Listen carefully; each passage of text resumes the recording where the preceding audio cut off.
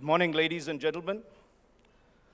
Please join me in welcoming to the India Today Conclave the two-time Prime Minister of the Kingdom of Bhutan, Tshering Tobgay. Please give him a very warm round of applause. I had the pleasure of meeting the Honorable Prime Minister in Bhutan a couple of years ago, and there were two things that struck me.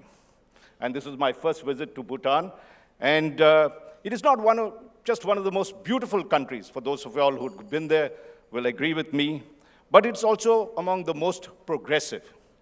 It is the first country to introduce the concept of gross national happiness rather than GDP as a measure of economic growth. The second is that the erudite Mr. Tobgay is a truly impressive politician with innovative ideas, a committed environmentalist, a cultural advocate, and a yoga enthusiast, inspired, I'm told, he tells me that by Mrs. Tobgay herself. She is here as there, Mrs. Tobgay. Welcome to the India Today Conclave.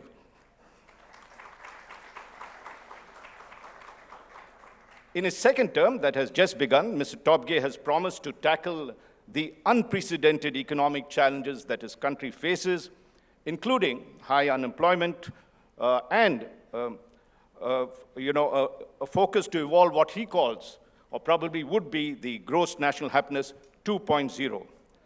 Mr. Tobgay is currently on a mission to boost ties further between India and Bhutan, and I wish him all the best on that. Mr. Tobgay, may I now invite you to deliver your address. Ladies and gentlemen, Mr. Tobgay.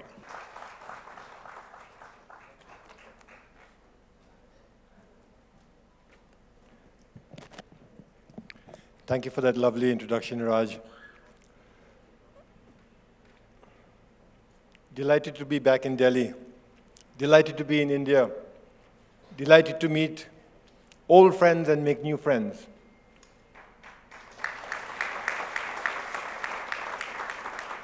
Such a warm reception. Your hospitality, your warmth, your friendship is enduring.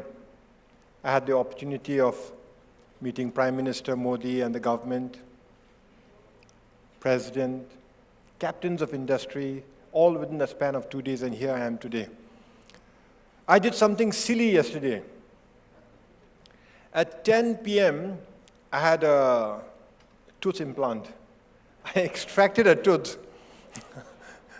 And at 10 p.m., Dr. Mehta, with very gentle hands, inserted an implant in my lower jaw. I say silly because I knew I was going to meet you. It didn't even occur to me that I may not be able to talk. And if I did, forget about you understanding me, I wouldn't be able to understand myself. So you'll have to forgive me. I'm going to do something else. Silly. Now, I'm going to request you to indulge in me and close your eyes. If you close your eyes and imagine, if you will, that you are a king. You're an absolute monarch. You love your people, but what's more, your people love you. You are developing your country. You need to take care of your people, their health. You need to take care of the elderly in society. Will you give them free health care? How will you define your health care? You want to take care of your children. What type of education system will you build, and will it be free? You want to honor your ancestors.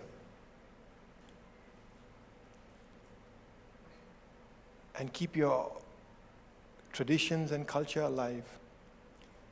You want to keep your brand, your unique culture for your future generations. And you also want to keep your environment for your future generations. Would you as king do all that? What type of economy would you build for your country? Would it be driven mercilessly by market forces, or would it be sustainable? And would you divide the proceeds of your economy through all the people? As king, you will need a government. You could rule as a philosopher king or a benevolent dictator, but would you instead choose to introduce democracy for your people? You are king. This is your country. What would you do? Some of you still have your eyes closed. You can open them. Thank you for indulging in me. This is the story of Bhutan. If you said yes to most of what I asked, you believe in gross national happiness and you believe in the ideals and principles introduced by our kings. Their overarching emphasis has been the well-being and happiness of their people. By balancing economic growth, which is a necessity, with social progress, cultural preservation, environmental protection, and good governance. Our kings have come a long way. Bhutan have come a long way. We have come a long way. This journey has been, by and large, successful, and I dare say it has been successful because of the friendship, goodwill, and unconditional support of the government and people of India.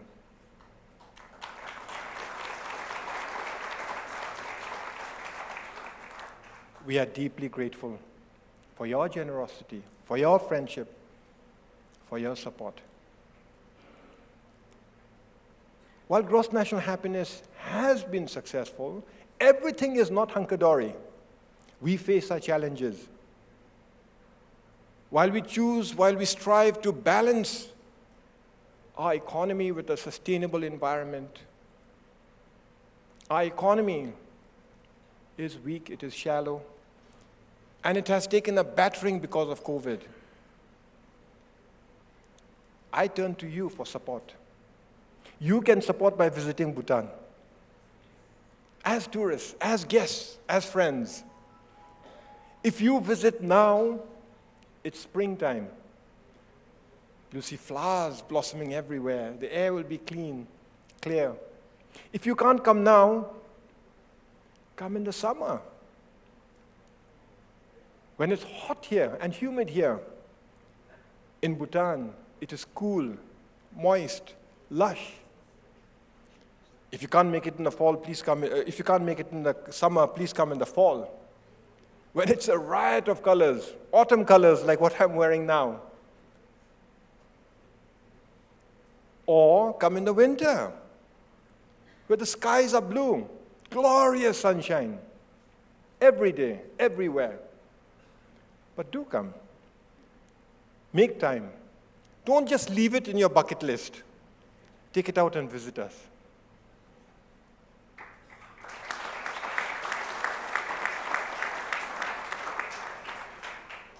With your help, with your support, with your friendship, I know GNH, gross national happiness, will not just succeed, but will inspire countless millions in many other countries to aspire to build better societies.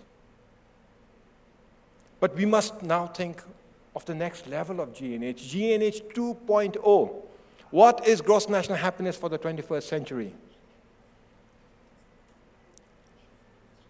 Many societies are designing cities. From Saudi Arabia to Indonesia to Egypt, they're building cities. Iraq to Honduras, and even California are imagining cities. Now close your eyes again. If you had the power, what type of city would you build? What type of city can you imagine?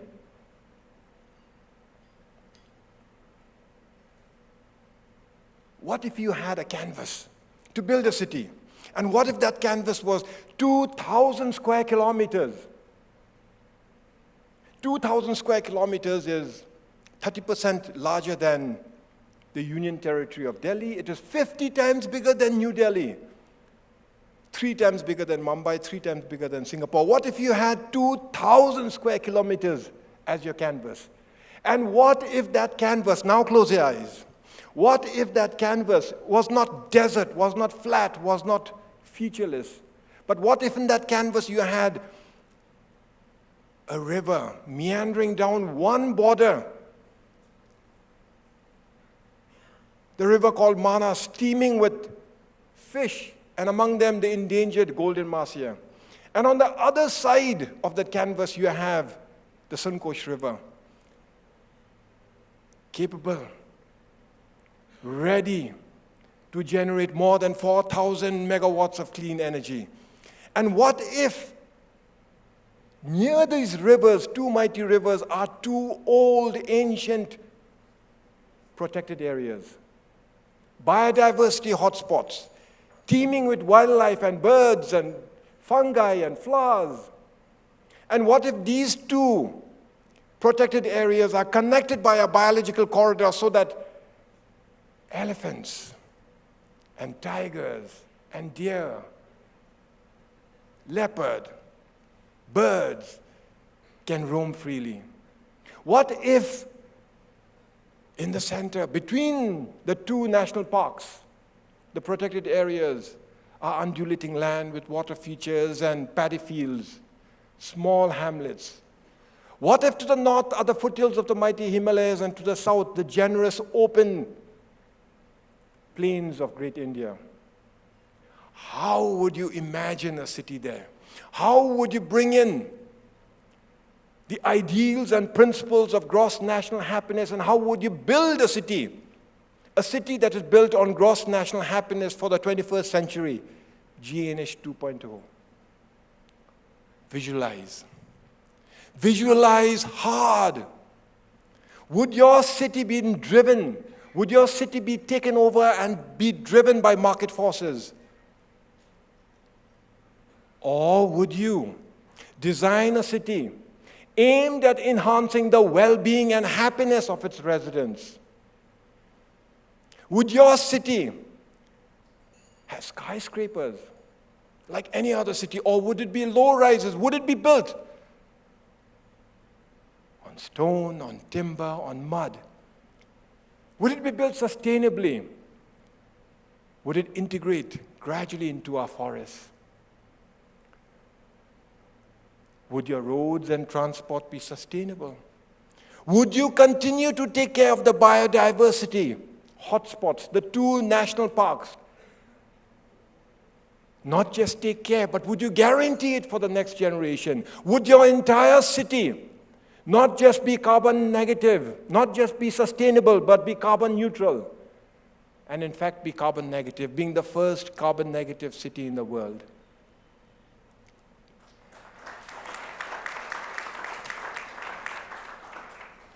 This city, envisioned, imagined by His Majesty the King, is called the Gelephu Mindfulness City. A city that will enable people to live in harmony with people,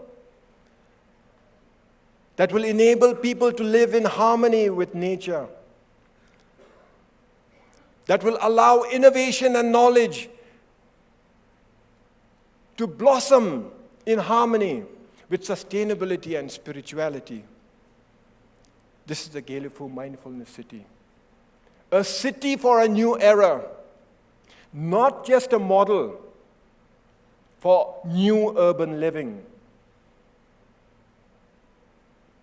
not just an experiment in urban design, but a journey. A journey of gross national happiness to the next level, to GNH 2.0 for the 21st century. A gift to Bhutan, a gift to our future, but a gift to India and a gift to the world.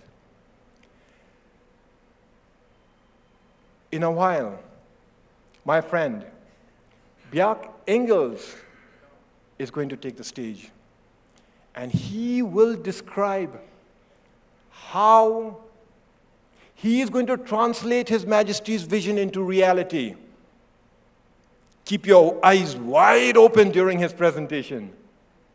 Listen to him carefully, with open minds, open hearts. And then visit me. Visit Bhutan. Visit Gelephu, the mindfulness city, and join our journey into the next century and beyond. Thank you very much.